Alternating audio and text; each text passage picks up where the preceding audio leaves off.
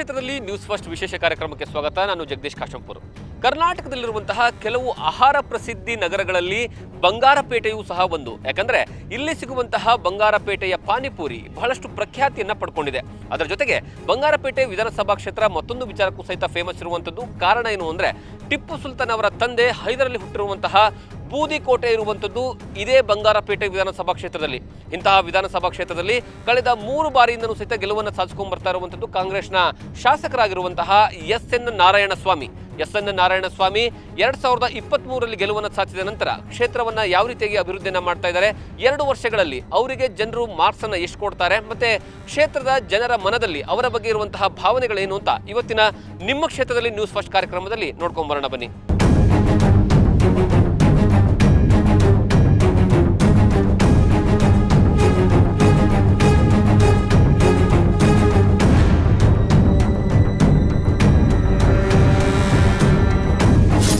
ಬಂಗಾರಪೇಟೆ ವಿಧಾನಸಭಾ ಕ್ಷೇತ್ರ ಡೆವಲಪ್ ಆಗಿದೆ, ಡೆವಲಪ್ ಆಗಿಲ್ಲ ಲಾಸ್ಟ್ 2 ಇಯರ್ಸ್ ಇಂದ?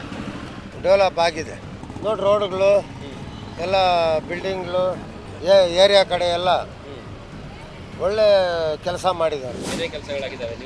ಎಲ್ಲ ಕೆಲಸಗಳು ಮಾಡಿದ್ದಾರೆ, ಯಾವುದು ಪೆಂಡಿಂಗ್ ಇಲ್ಲ, ಚೆನ್ನಾಗಿ ಮಾಡಿದ್ದಾರೆ ಎಲ್ಲ ಕೆಲಸಗಳಂದ್ರೆ ರೋಡ್ ರಿಪೇರಿ ಮಾಡಿರೋದು, ಆಮೇಲೆ ಬಿಲ್ಡಿಂಗ್ ಇದು ಮಾಡ್ತಾ ಇರೋದು, ಬಸ್ ಸ್ಟ್ಯಾಂಡ್ ಕೆಟ್ಟಿಸ್ತಾ ಇರೋದು ಎಲ್ಲ ಚೆನ್ನಾಗಿ ಮಾಡ್ತಾ ಇದ್ದಾರೆ.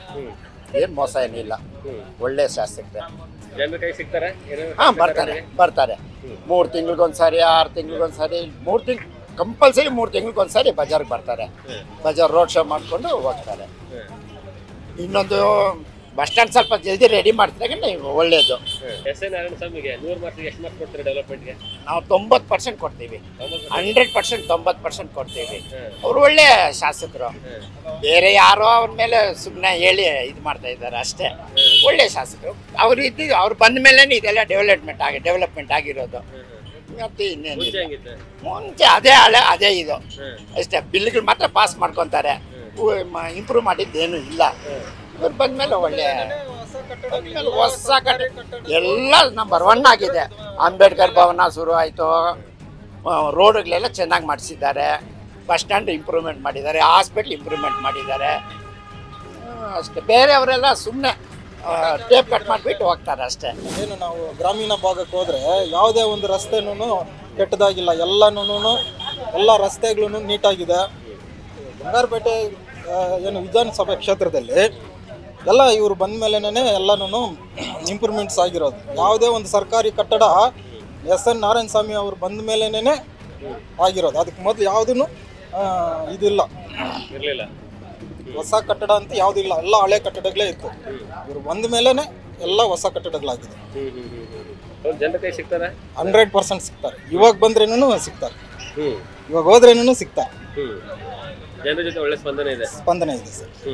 ಈ ಹಳ್ಳಿ ಕಡೆ ಹೇಗೆ? ಹಳ್ಳಿ ಕಡೆ ಏನಂದ್ರೆ ಈ ಸರ್ಕಾರದ ಯೋಜನೆಗಳು ಇರ್ತಾವಲ್ಲ, ಆ ಯೋಜನೆಗಳ ಜನರ ಕೈಗೆ ರೀಚ್ ಆಗ್ತಿದಾವ?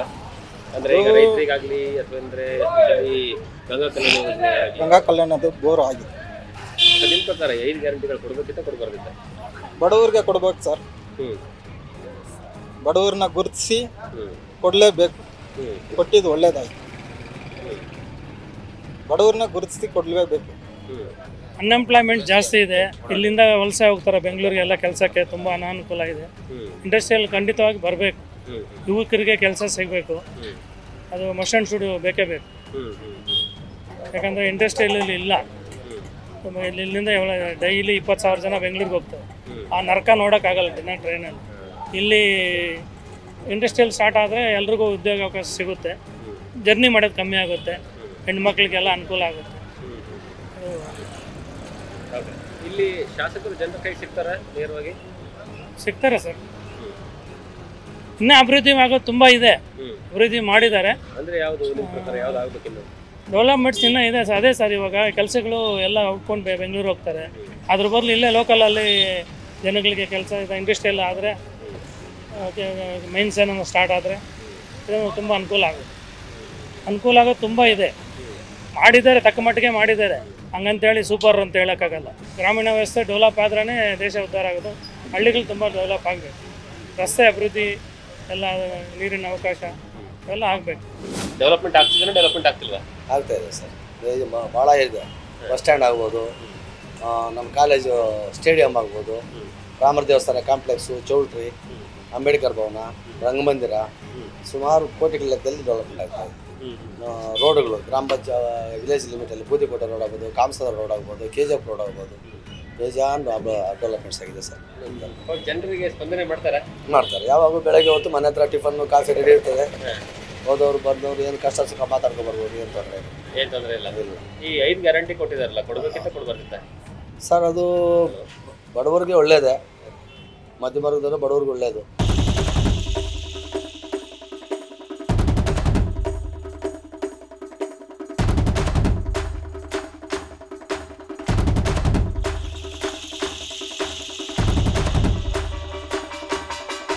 ನಮ್ಮ ಶಾಸಕರು 3ನೇ ಟೈಮ್ MLA ಆದಾಗಿಂದನೂ ಇನ್ನೂ ಚೆನ್ನಾಗೇ ಮಾಡಿದ್ದಾರೆ ಅಭಿವೃದ್ಧಿ.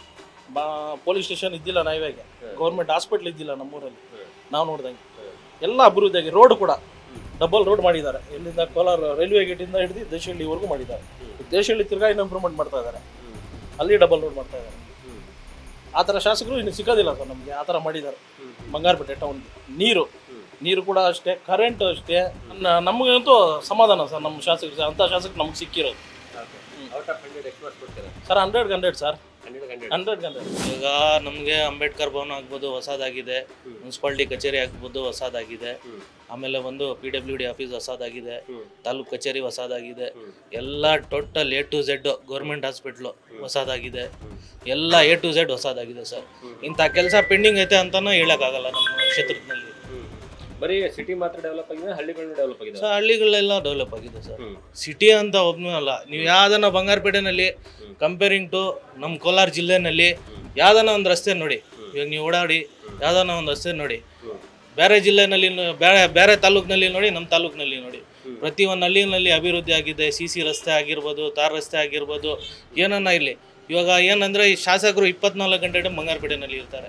ಈಗ ನಿಮ್ಮ ಮುಂದೆ ಫೋನ್ ಮಾಡ್ತೀನಿ, ಅಣ್ಣ ಈ ಥರ ಪ್ರಾಬ್ಲಮ್ ಐತೆ ಅಣ್ಣ, ಇವಾಗಲೇ ಸಾಲ್ವ್ ಮಾಡ್ತಾರೆ. ಯಾವ ಆಫೀಸರ್ಗೆ ಹೇಳಬೇಕು, ಏನು ಮಾಡಬೇಕು ಅಂತ 24 ಗಂಟೆ ಟೈಮ್ ಸಿಗೋರು ಅವ್ರ ಕೈಗೆ. ಇವಾಗ ನಿಮ್ಮ ಸಮಸ್ಯೆ ಇದೆ, ಮನೆ ಹತ್ರ ಹೋಗಿ ಬೆಳಗ್ಗೆ 8 ಗಂಟೆಗೆ ಇರ್ತಾರೆ. ಯಾರನ್ನ ಬಂಗಾರಪೇಟೆ ಸಾಮಾನ್ಯ ಜನ ಕೂಡ ಹೋದ್ರೆ ಕೂಡ ಏನು ಕೆಲಸ ಐತೆ ಅದು ಮಾಡಿಕೊಡ್ತಾರೆ ಸರ್. ಓಕೆ, ನಿಮ್ಮ ಪ್ರಕಾರ ಶಾಸಕರಿಗೆ 100 ಮಾರ್ಕ್ಸ್ ಎಷ್ಟು ಮಾರ್ಕ್ಸ್ ಕೊಡ್ತಾರೆ ಸರ್? ನಾನು 100ಗೆ 100 ಅನ್ಕೊಡ್ತೀನಿ ಸರ್. ಸರ್, ನಂಬರ್ 1 ಕೆಲಸ ಮಾಡ್ತಾ ಇರೋದು ನಮ್ಮ ಬಂಗಾರಪೇಟೆ SN ನಾರಾಯಣ. ಬಂಗಾರಪೇಟೆನಲ್ಲಿ ಏನೇ ಒಂದು ಅಭಿವೃದ್ಧಿ ಕೆಲಸ ಆದ್ರೂ ಅವರೇ ಇರೋದು, ಮುಂದಕ್ಕೆ ನಿಂತಿರ್ತಾರೆ. ನಮ್ಗೆ ಏನು ಬೇಕೋ ಸಪೋರ್ಟ್ ಮಾಡ್ತಾರೆ. ಅರ್ಧ ರಾತ್ರಿಯಲ್ಲಿ ಫೋನ್ ಮಾಡಿ ಬರ್ತಾರೆ, ನಮ್ಗೇನು ಬೇಕೋ ಇದು ಮಾಡ್ತಾರೆ. ಬಸ್ ಸ್ಟ್ಯಾಂಡ್ ಆಗಿರ್ಬೋದು, ಪೊಲೀಸ್ ಸ್ಟೇಷನ್ ಆಗಿರ್ಬೋದು, ಗೌರ್ಮೆಂಟ್ ಹಾಸ್ಪಿಟ್ಲ್ ಆಗಿರ್ಬೋದು, ಎಲ್ಲದರಲ್ಲೂ ಅಭಿವೃದ್ಧಿ ನಂಬರ್ 1 ಕೆಲಸ. ಅವ್ರ ಬಗ್ಗೆ ನಾವು ಇನ್ನೊಂದು ಮಾತು ಹೇಳೋದಿಲ್ಲ. ನಂಬರ್ 1 ಏನೇನು ಚೇಂಜಸ್ ಆಗಬೇಕು ಸರ್? ಇನ್ನು ಏನೇನು ಡೆವಲಪ್ಮೆಂಟ್ಗಳಾಗಬೇಕು ಸರ್? ಚೇಂಜ್ ಆಫ್ ಅವ್ರಿಗೆ ನಾವು ಹೇಳ್ಬೇಕಾಗಿರೋದಿಲ್ಲ, ಅವರೇ ಆಟೋಮೆಟಿಕ್ ಮಾಡ್ತಾ ಇದ್ದಾರೆ. ನೀವು ನೋಡಿರೋ ಪ್ರಕಾರ? ಇಲ್ಲ, ನಾವು ನೋಡೋ ಪ್ರಕಾರ ಎಲ್ಲ ಮಸಲ್ ಶೂಟ್ ಮಾಡಿದ್ದಾರೆ. 15 ಇಯರ್ಸಿಂದ ಎಲ್ಲ ಮಾಡಿದ್ದಾರೆ.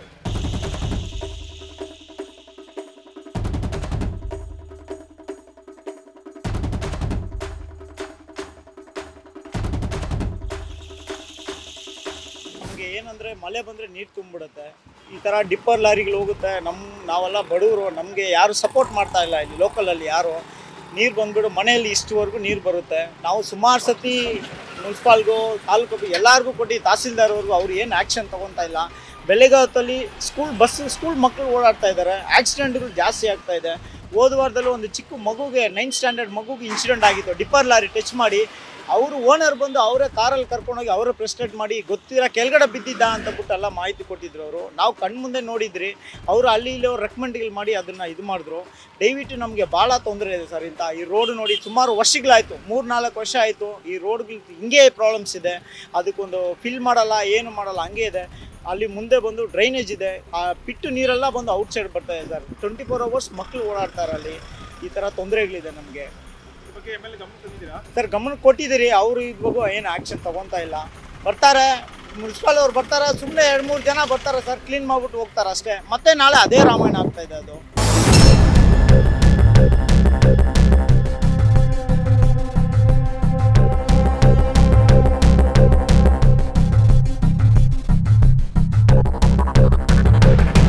ಸರ್ ಹೇಳ್ಬೇಕಂತಂದರೆ ಅವ್ರು ಬಂದಾಗಿಂದ ಸುಮಾರು ಇದು 3ನೇ ಟರ್ಮ್. ಆವಾಗಿಂದ ಅವ್ರು ಮಾಡಿರತಕ್ಕಂಥ ಕೆಲಸಗಳು ಯಾವ ಶಾಸಕರು ಇದುವರೆಗೂ ನಾನು ನೋಡಿಲ್ಲ. ನನ್ನ ಜನ್ಮದಲ್ಲಿ ಯಾವ ಶಾಸಕರು ಈ ಥರ ಮಾಡಿಲ್ಲ. ಆ ಥರ ಒಳ್ಳೆ ಯೋಜನೆಗಳು ಮಾಡಿಕೊಂಡು ನಮ್ಮೂರಿಗೆ ಒಳ್ಳೆ ಡೆವಲಪ್ಮೆಂಟ್ ಮಾಡಿದ್ದಾರೆ. ಅವ್ರಿಗೆ ನಿಜವಾಗ್ಲೂ ಹೇಳ್ಬೇಕಂದ್ರೆ ನಾವು ಕೃತಜ್ಞ ಹೇಳಬೇಕು. ನಮ್ಮ ಬೂದಿಕೋಟೆ ಅಲ್ಲ, ಈ ಹೋಬಳಿನೇ ಅಲ್ಲ, ಇಡೀ ಕ್ಷೇತ್ರನೇ ಹೇಳಬೇಕು. ನೀವು ಕೇಳಿರ್ಬೇಕಂದ್ರೆ ಎಲ್ಲೇ ಹೋಗಲಿ ಯಾವುದೇ CC ರಸ್ತೆಗಳಾಗಿರಬೇಕು, ಐಮಾಸ್ ದೀಪ, ನೀರಿನ ವ್ಯವಸ್ಥೆ, ರಸ್ತೆಗಳು ಇವಾಗ ನೋಡ್ತಾ ಇದ್ದೀರಲ್ಲ, ಒಳ್ಳೆ ರಸ್ತೆಗಳಾಗ್ತಾಯಿದ್ದಾರೆ. ಯಾವುದೇ ಒಂದು ಸಮಸ್ಯೆ ಇಲ್ಲ, ಆ ಥರ ಮಾಡಿದ್ದಾರೆ. ಇನ್ನೇನಂತಂದರೆ ನಮ್ಮ ಕೆರೆ ಒಂದು ಡೆವಲಪ್ಮೆಂಟ್ ಮಾಡಬೇಕು, ಅದಕ್ಕೆ ಅವರು ಹೇಳಿದ್ದಾರೆ, ಆಶ್ವಾಸನೆ ಕೊಟ್ಟಿದ್ದಾರೆ. ಅದಕ್ಕೋಸ್ಕರ ನಾವು ಕಾಯ್ತಾ ಇದ್ದೀವಿ. ಮಾರ್ಕಂಡೆ ಕೆರೆ ಆ ಕಡೆ ತುಂಬ ಒಳ್ಳೆ ಪಾರ್ಕ್ ಮಾಡಿ ಮಿನಿ KRS ಥರ ಮಾಡ್ತೀನಿ ಅಂತ ಆಶ್ವಾಸನೆ ಕೊಟ್ಟಿದ್ದಾರೆ. ಅವ್ರಿಗೋಸ್ಕರ ನಾವು ಕಾಯ್ತಾ ಇದ್ದೀವಿ. ಅವ್ರಿಗೆ ಯಾವಾಗ ಮಾಡ್ತಾರೆ ಅಂತ ಹೇಳ್ಬಿಟ್ಟು ನಾವು ವೆಯ್ಟ್ ಮಾಡ್ತಾಯಿದ್ದೀವಿ. ಅವ್ರಿಗೊಂದು ಥ್ಯಾಂಕ್ಸ್ ಹೇಳ್ತೀವಿ, ಬೇಗ ಬಂದು ಆ ಕೆಲಸ ಮುಗಿಸಿ ಅಂತ ಹೇಳ್ಬಿಟ್ಟು ನಾವು ಒಂದು ಇದು ಮಾಡ್ತಾಯಿದ್ದೀವಿ ಸರ್. ಶಾಸಕರು ಜನರ ಕೈ ಸಿಗ್ತಾರೆ ಸರ್, ಯಾವಾಗೂ 24 hours ಇರ್ತಾರೆ. ಇವಾಗ ಅವ್ರು ಇದಾಗಿದ್ದಾರಲ್ಲ ನಿಗಮ ಮಂಡಳಿ, ಸ್ವಲ್ಪ ಹೋಗ್ತಾರೆ. ಅವ್ರಿಗೆ ಅವರು ಟೈಮ್ ಹೇಳ್ತಾರೆ, ವಾರಕ್ಕೆ 3 ದಿವಸ 4 ದಿವಸ ಕಂಪಲ್ಸರಿ ಸಿಗ್ತಾರೆ.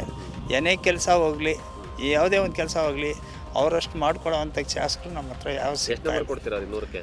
ಸರ್ 100ಕ್ಕೆ 98 ಕೊಡ್ತೀನಿ ಸರ್. ಎರಡು ಯಾಕೆ ಅಂತ ಇನ್ನೂ ಸ್ವಲ್ಪ ಡೆವಲಪ್ಮೆಂಟ್ ಮಾಡಬೇಕಿದೆ 2%. ಅದಕ್ಕೋಸ್ಕರ ಕಾಯ್ತಾ ಇದ್ದೀವಿ ಸರ್.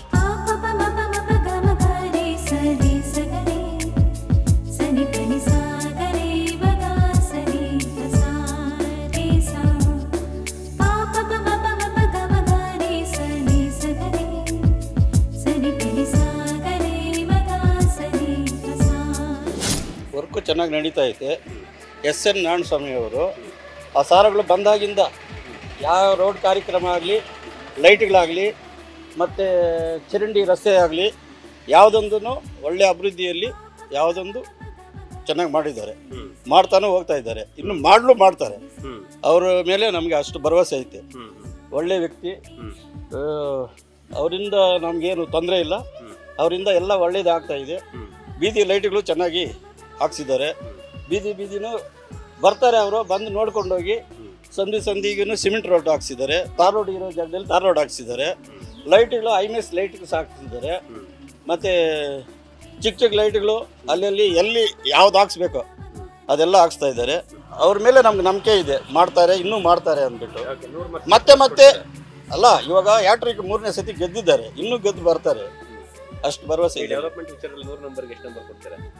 100 ನಂಬರ್ಗೆ ನನಗೆ 85%. ನಮ್ಮ ಯಾರು ಕೇಳ್ತಾರ ಏನೋ, ನಮ್ಮ ಕೆಲಸಗಳಂತೂ ಆಗಲ್ಲ. ಅದು ರಾಜಕೀಯ ಇರೋರ್ಗೆ ಮಾತ್ರನೇ ಅದು ಕೆಲಸಗಳಾಗೋದು.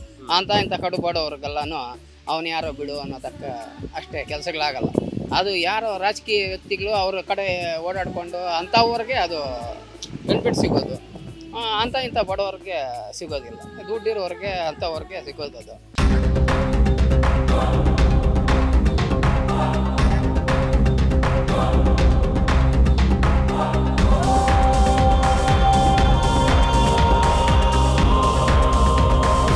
ಸರ್, ನೀವು ನೋಡ್ರೋ ಹಾಗೆ ನಿಮ್ಮ ಗ್ರಾಮ ಪಂಚಾಯಿತಿ ಡೆವಲಪ್ಮೆಂಟ್ ಆಗಿದೆನಾ? ಶಾಸಕರು ಡೆವಲಪ್ ಮಾಡಿದಾರಾ? ಆಗಿದೆ ಸರ್, 100% ಆಗಿದೆ. ಏನೇನು ಡೆವಲಪ್ಮೆಂಟ್ ಆಗಿದೆ? ಆಗುತ್ತೆ ಸರ್. CC ರಸ್ತೆಗಳಾಗ್ಬೋದು, ಡ್ರೈನೇಜ್ಗಳಾಗ್ಬೋದು, ನೀರಿನ ವ್ಯವಸ್ಥೆ ಆಗ್ಬೋದು, ಮೈನ್ ರೋಡ್ಗಳಾಗ್ಬೋದು, ಎಲ್ಲ ಆಗಿದೆ ಸರ್. ಎಲ್ಲ ಆಗಿದೆ. ಶಾಸಕರು ಬಂದ ಮೇಲೆ ಇಡೀ ಬೂದಿಕೋಟೆ ಹೋಬಳಿನ ನಂಬರ್ 1 ಆಗಿ ಮಾಡಿದ್ದಾರೆ. ನಮ್ಮ ಬೂದಿಕೋಟೆಗೆ ಮಾತ್ರ ನೋಡಿ ಇರೋ ಮೈನ್ ರೋಡ್ ಅಗಲ ಮಾಡಿದ್ದವ್ರೆ. ಮತ್ತು ಇವಾಗ ಒಳ್ಳೆ 3 ಕೋಟಿ ಅನುದಾನದಲ್ಲಿ 5 ಕಿಲೋಮೀಟ್ರು ರೋಡ್ ಹಾಕಿ ಕೊಟ್ಟಿದ್ದಾರೆ. ನಮ್ಮ ಬೂದಿಕೋಟೆ ಒಳಗಡೆ ಸುತ್ತಮುತ್ತ ನಮ್ಮ ಪಂಚಾಯಿತಿ, ನಮ್ಮ ಬೂದಿಕೋಟೆಗೆ ಮಾತ್ರ ಅದು ಸುಮಾರು 85 ಲಕ್ಷ CC ರೋಡ್ ಹಾಕ್ಕೊಟ್ಟಿದ್ದಾರೆ. ಮತ್ತು ಇವಾಗ 40 ಲಕ್ಷ ಹಾಕಿದ್ದಾರೆ. ಸರ್ ನಮಗೆಲ್ಲ ಪರವಾಗಿಲ್ಲ ಸರ್, ಪರವಾಗಿಲ್ಲ. ಇವತ್ತಿಗೆ ಇಂಥ MLಗೆ ನಮ್ಗೆ ಬಂದಿಲ್ಲ. ಇಂಥ ಕೆಲಸ ಮಾಡಿಕೊಟ್ಟವ್ರು ಯಾರೂ ಇಲ್ಲ. ಮುಂದೆ ಸರ್ ಎಲ್ಲ ಸೌಕರ್ಯನೂ ಬಡವ್ರು ಮಾಡ್ತಾ ಇದ್ದಾರೆ. ಮಾಡಿಕೊಡ್ತಾರೆ. ಯಾರನ್ನೂ ರೆಕಮೆಂಡ್ ಇಲ್ದಿರ, ಇಲ್ಲಿ ನೋಡಿ ಸರ್, ಯಾರು ರೆಕಮೆಂಡ್ ಇಲ್ದಿರ ಆತ್ನೇ ಹೋಗ್ಲಿ ಗೌರವ ಕೊಡ್ತಾನೆ. ಊಟ ಮಾಡೋಕೆ ಬಿಟ್ಟು ಹೋಗಪ್ಪ, ಏನಪ್ಪ ನಿನ್ನ ಸಮಸ್ಯೆ, ಸಮಯ ನನ್ನ ಕೆಲಸ ಹಿಂಗೈತೆ, ಸಮಯ ಆಯ್ತು ನೋಡ್ರಣ ಹೋಗ್ರಪ್ಪ, ಮಾಡಿಕೊಡ್ತಾರೆ. ನಮ್ಗೆ ಹಸುಗಳು ಸೆಟ್ ಮಾಡಿಕೊಟ್ಟಿದ್ದಾರೆ. ಮಾಡಿಕೊಟ್ಟಿದ್ದಾರೆ ಸರ್. ಹಸು ಸೆಟ್ಗೆ 57,000. ಪೂರ ಆಗೈತೆ. ನಮ್ಮ ಸ್ವಂತ ಬಂಡವಾಳದಿಂದ ಹಾಕ್ಕೊಂಡಿದ್ದೀವಿ. ಅವರು 57,000 ಅನುದಾನವಾಗಿ ಮಾಡಿಕೊಟ್ಟಿದ್ದಾರೆ ನಮಗೆ. ಹೆಲ್ಪ್ ಆಗೈತೆ. ಹೆಲ್ಪ್ ಆಗೈತೆ. ನಮ್ಮ ತಾಲೂಕು ಮೊದಲು ಯಾವ ರೀತಿ ಇತ್ತು ಅಂದರೆ ಹೇಳೋಕ್ಕೆ ಒಂಥರ ಇದಾಗ್ತಾ ಇತ್ತು. ಈಗ ಯಾವ ಮಟ್ಟಕ್ಕೆ ತಂದಿದ್ದಾರೆ ಅದು ನಿಜವಾಗ್ಲು. ಆ ಥರ MLA ಸಿಗೋದು ನಮ್ಗೆ ತುಂಬ ವಿರಳ ನಿಜವಾಗ್ಲು. ಅವ್ರಿಗೆ ಆ ಥರ ಒಂದು ತಲೆ ಇದೆ, ಯಾವ ರೀತಿ ಮಾಡಬೇಕು, ಏನು ಮಾಡಬೇಕು ನಮ್ಮ ಕ್ಷೇತ್ರನ, ಬಂಗಾರಪೇಟೆ ಕ್ಷೇತ್ರನ ಅನ್ನೋದು ಅವ್ರ ಮೈಂಡಿಗೆ ಒಳ್ಳೆ ಇದರಲ್ಲಾಗಿದೆ. ಮೊದಲು ಹಳ್ಳಿಗಳಲ್ಲಿ ರೋಡ್ಗಳೇ ಇರ್ತಾರೆ. ಅವ್ರ MLA ಹಾಕಿ ಮುಂಚೆ ಎಲ್ಲ ನೋಡಿದ್ರು ರೋಡ್ಗಳಿಗೂ ತುಂಬ ಪ್ರಾಬ್ಲಮ್ ಇತ್ತು ಹಳ್ಳಿಗಳ ಕಡೆ. ಈಗ ನೋಡಿ ಯಾವ ಹಳ್ಳಿಗೇನೋ ಹೋಗು, ರೋಡ್ ಇಲ್ಲ ಅಂತ ಯಾವ ಹಳ್ಳಿ ಅದು ತೋರಿಸ್ಬಿಡಿ ನೋಡ್ರಿ. ಎಲ್ಲ ಹಳ್ಳಿಗಳೆಲ್ಲ ರೋಡ್ ಐತೆ, ಸಿಮೆಂಟ್ CC ರಸ್ತೆಯಿಂದ ಹಿಡ್ಕೊಂಡು ಎಲ್ಲ ಐತೆ. ಕುಡಿಯೋ ನೀರಿಂದ ಇರ್ಬೋದು, ಸ್ಟ್ರೀಟ್ ಲೈಟಿಂದ ಇರ್ಬೋದು, ಡ್ರೈನೇಜಿಂದ ಇರ್ಬೋದು, ಯಾವುದೇ ಆಗಲಿ ಎಲ್ಲ ಥರದ್ದು ಇದರಲ್ಲೂ ಅವರು ಒಳ್ಳೆ ಇದು ಮಾಡಿದ್ರು, ಒಳ್ಳೆ ಇದು ಮಾಡಿದ್ರು. ಅದರೆಲ್ಲ ಹೇಳೋ ಮಾತಿಲ್ಲ. ಅಂಥರ MLA ಸಿಗೋದು ನಮ್ಮ ಅದೃಷ್ಟ. ಅಂದ್ರೆ ಜನರಿಗೆ ನೇರವಾಗಿ ಸಿಗ್ತಾರೆ. ಅವ್ರು ಎಲ್ಲಿ ಬೆಂಗಳೂರಲ್ಲಿ ಜಾಸ್ತಿ ಇರೋದೇ ಇಲ್ಲ. ಯಾವಾಗೂ ಇಲ್ಲಿ ಬಂಗಾರಪೇಟೆಯಲ್ಲಿ ಇರ್ತಾರೆ.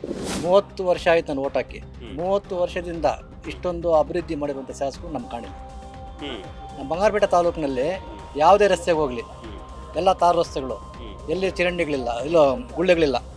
ಹೇಳಿದ ತಕ್ಷಣ 1-2-3 ತಿಂಗಳು ಟೈಮ್ ತಗೊತಾರೆ, ಅಷ್ಟರೊಳಗೆ ಮಾಡಿಕೊಡ್ತಾರೆ. ಇಷ್ಟು ಮಾತ್ರ ಅಭಿವೃದ್ಧಿ ಮಾಡೋ ಶಾಸಕರು ನಾವು ಇದೇ ಫಸ್ಟ್ ಟೈಮ್ ನಾವು ನೋಡ್ತೇವೆ.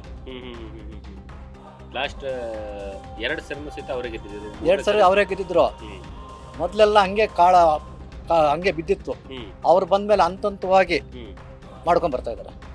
ಈ ಸರಿ ಗೆದ್ದು ಬಂದ್ಮೇಲೆ ಏನೇನು ಮಾಡ್ತಾರೆ? ಈ ಸರಿ ಗೆದ್ದು ಬಂದ್ಮೇಲೆ 2 ವರ್ಷದಿಂದ ಈ ಕಡೆ 2 ವರ್ಷದಲ್ಲಿ ಎಷ್ಟು ಪೆಂಡಿಂಗ್ ಇತ್ತು ಅದನ್ನು ಮುಗಿಸ್ತಾ ಇದ್ದಾರೆ. ಅಂದ್ರೆ ಯಾವ ಕೆಲಸಗಳು?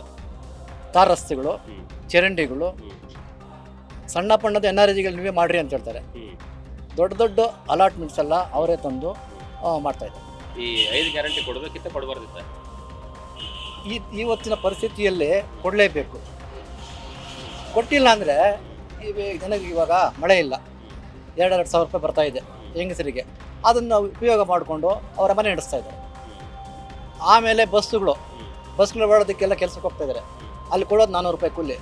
ಇವ್ರು 100 ರೂಪಾಯಿ ಬಸ್ ಚಾರ್ಜಿಗೆ ಬಿಟ್ಬಿಟ್ರೆ ಮಿಕ್ಕಿದೇನಾಗತ್ತೆ? ಹಂಗಾಗಿ ಅದು ಕೊಟ್ಟಿರೋದನ್ನು ಒಳ್ಳೆಯದೇ ಆಯಿತು. ಆಮೇಲೆ ರೇಷನ್ 10 kg ಕೊಡಲೇಬೇಕಾಗಿದೆ. ಒಬ್ಬರಿಗೆ 10 kg ಕೊಟ್ಟರೆ ನಾವು ತಿನ್ನೋದೇನಿದೆ, ಅದು ಕೊಡಬೇಕು. ನಿಧಿ ಅದು ಪ್ರೋತ್ಸಾಹ ನಿಧಿ. ಪ್ರೋತ್ಸಾಹವಾಗಿ ಒಬ್ಬ ಯುವಕ ಮೇಲೆ ಬರಬೇಕಾಗಿದ್ರೆ ಅದು ಮಾಡಲೇಬೇಕು. ಒಂದು 6 ತಿಂಗಳು ಅವ್ರು ಕೊಟ್ಟರೆ ಇನ್ನೊಂದು ಕೆಲಸ ಹುಡ್ಕೊಳ್ಳೋಕೆ ಅವಕಾಶ ಆಗುತ್ತೆ. ಇಲ್ಲಾಂದರೆ ಅವ್ರ ಮನೆಯಲ್ಲೇ ಬಿದ್ದಿರ್ತಾರೆ, ಯಾವುದಕ್ಕೂ ಕೆಲಸ ಬದ್ಧರಾಗಿರ್ತಾರೆ.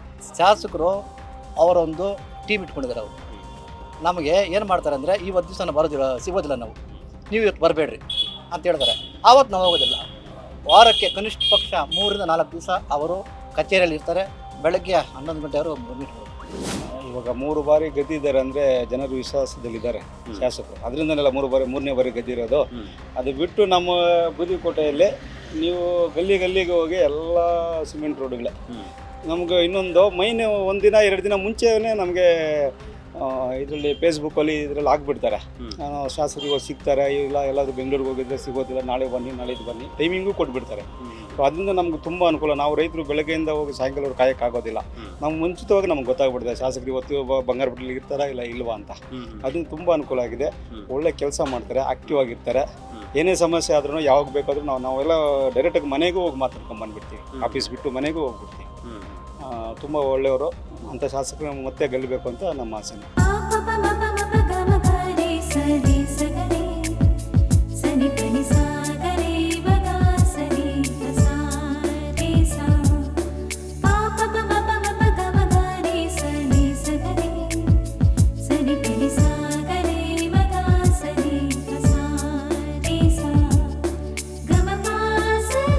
ನಾವಿವತ್ತು ಇಡೀ ದಿನ ಬಂಗಾರಪೇಟೆ ವಿಧಾನಸಭಾ ಕ್ಷೇತ್ರವನ್ನ ಸುತ್ತಾಡುವಂತಹ ಕೆಲಸವನ್ನ ಮಾಡಿದ್ವಿ. ಹಳ್ಳಿಗಳಿಗೆ ಹೋದ್ವಿ, ಹೋಬಳಿಗಳಿಗೆ ಹೋದ್ವಿ, ಜೊತೆಗೆ ನಗರ ಪ್ರದೇಶದಲ್ಲಿರುವಂತಹ ಜನರು ಏನು ಹೇಳಿದ್ರು ಅನ್ನುವಂತಹ ಮಾಹಿತಿಯನ್ನು ಕಲೆ ಹಾಕುವಂತಹ ಕೆಲಸವನ್ನ ಮಾಡಿದ್ವಿ. ಅಂತಿಮವಾಗಿ ಬಂದು ನಿಂತಿರುವಂಥದ್ದು ಬೂದಿಕೋಟೆಯಲ್ಲಿ.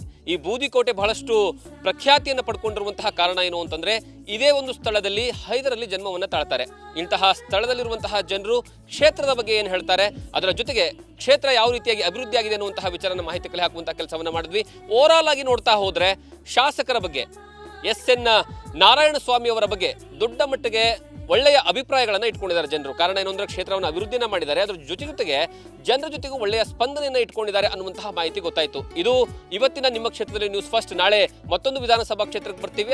ಅಲ್ಲಿರುವಂತಹ ಶಾಸಕರ ಬಗ್ಗೆ, ಅದರ ಜೊತೆಗೆ ಕ್ಷೇತ್ರದ ಬಗ್ಗೆ ನಾಳೆಯ ಸಂಚಿಕೆಯಲ್ಲಿ ಮಾಹಿತಿಯನ್ನು ಕೊಡುವಂತಹ ಕೆಲಸವನ್ನು ಮಾಡ್ತೀವಿ.